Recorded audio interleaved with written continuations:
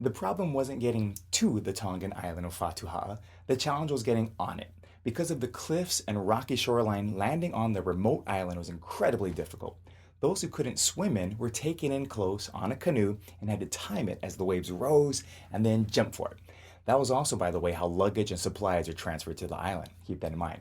In 1965, a young missionary couple found themselves on the canoe with their 5-month-old baby girl face to face with this entry to the island system.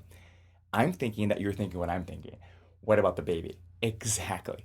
Can you imagine the mom holding her little baby girl, eyeing the rocks coming closer and closer? Dear, how are we getting baby onto the island? Yeah, great question. The great answer? You're going to have to throw the baby. Yeah, right. This is it for them, the moment of truth. Everything going forward for this family hinges on this question.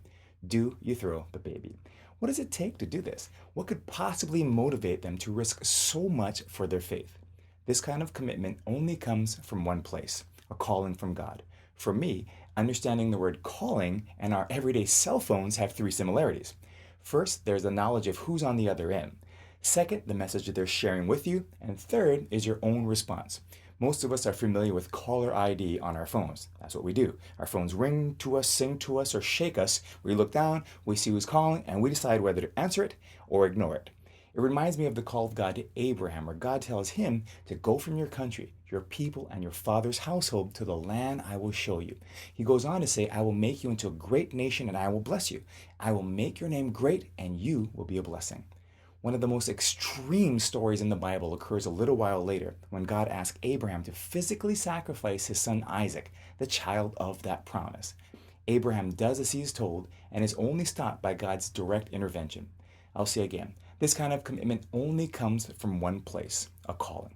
Let's get back to the island of Fatuha'a, where the canoe had reached the rocks near the shore and the young missionaries had to make their decision. Do they answer the call and throw the baby, or do they ignore it and paddle away from what they feel God has called them to do? They answered the call. The mother couldn't watch, though, and she shut her eyes as the wave lifted their canoe, but it wasn't high enough. Another wave came, but it didn't reach the landing either.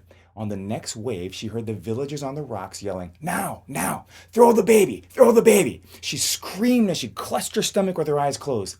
The next words were her husband's as he told her, Worry no more, the baby is safe. Let me end by asking of you the same question I asked of myself after reading about Abraham and these Tongan missionaries. The question isn't what would we do, because that was their calling, not ours. The question is, what will you do? Will you ignore it, or will you answer the call that God has created and made for you? That's your question and your decision.